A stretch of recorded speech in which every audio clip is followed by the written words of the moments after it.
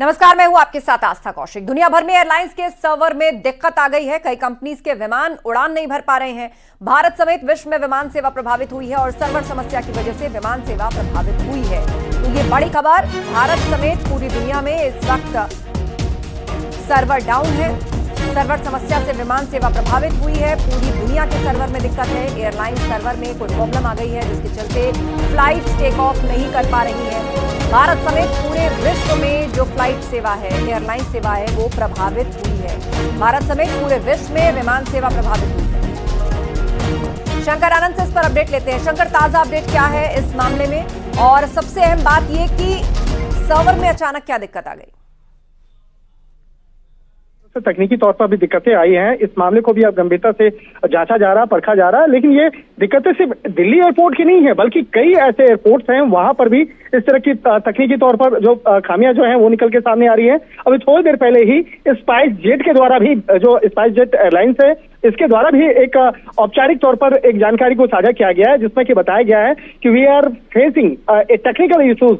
और जिस तरह से बकायदा कहा जा रहा है कि तकनीकी तौर पर हम बहुत सारी प्रॉब्लम जो है वो फेस कर रहे हैं, और जिस तरह से फ्लाइट में टिकट को बुक करना, कैंसिल करना या उससे संबंधित तमाम जानकारियों को साझा करने में काफी दिक्कतें आ रही हैं। हालांकि इस मामले पर स्पाइस जेट के द्वारा बताया गया कि हम लोग, अब हमारी टीम जो है इस मामले पे आगे काम कर रही है, लेकिन जिस तरह से प्रॉब्लम्स हैं उस प्रॉब्लम को जल्द से जल्द सॉल्व करने का भी प्रयास कर रहे हैं। हालांकि इस मामले पर जो यात्री हैं, यात्रियों से भी उन्होंने अपील की है कि आप तमाम यात्री इस मामले पे अपना पेशेंस बनाए रखें। तो एक तरह से कह सकते हैं कि जिस तरह से अभी तकनीकी तौर पर जो खामियां निकल के आई हैं, साइबर से जुड़ा ये मामला सामने आ रहा है, और इस मामले पर तमाम मुद्दों को सुलझाने का और एक जल्द से जल्द सॉल्व करने का भी प्रयास किया जा रहा है। जी, बहुत शुक्रिया शंकर इस अपडेट के लिए। तो इस वक्त एक्सपर्ट्स लगातार जुटे हुए हैं इस तकनीकी समस्या को दूर करने के लिए, क्योंकि विश्व भर में एयरलाइन सेवा से प्रभावित हो रही है।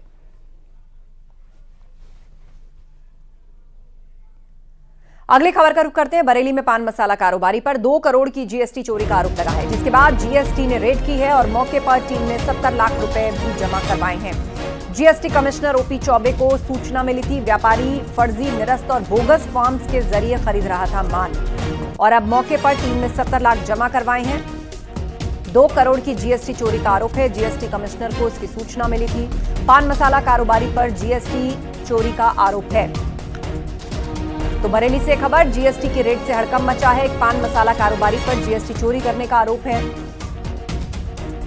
2 करोड़ की जीएसटी चोरी का आरोप है एक पान मसाला कारोबारी पर, जिसके बाद मौके पर टीम ने 70 लाख रुपए जमा करवाए हैं।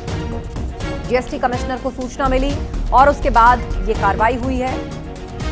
चितरंजन सिंह से इस पर अपडेट लेते हैं। जी चितरंजन, क्या मामला है पूरा? किस तरह जीएसटी को छुपाया गया, चोरी किया गया?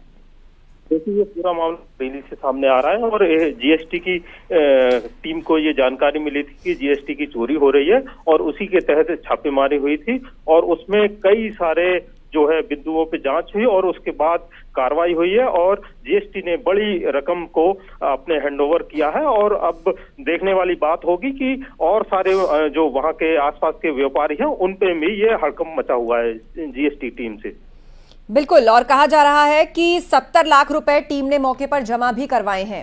क्या कुछ और व्यापारी भी हैं जहां पर जीएसटी की रेड पड़ी है? देखिए, ये बता दूं कि आसपास के जो व्यापारी हैं, जो ये जहां पर जीएसटी टीम पहुंची हुई थी, वहां पर कई सारे बड़े व्यापारी हैं। तो वहां पर 100 करोड़ रुपए का ये टर्नओवर हो रहा था, तो जीएसटी टीम ने 70 लाख रुपए की इस पे पेनल्टी डाली है और वो जब्त भी किया है। 70 लाख की जो कार्रवाई हुई है, इससे व्यापारियों में हड़कंप मचा हुआ है।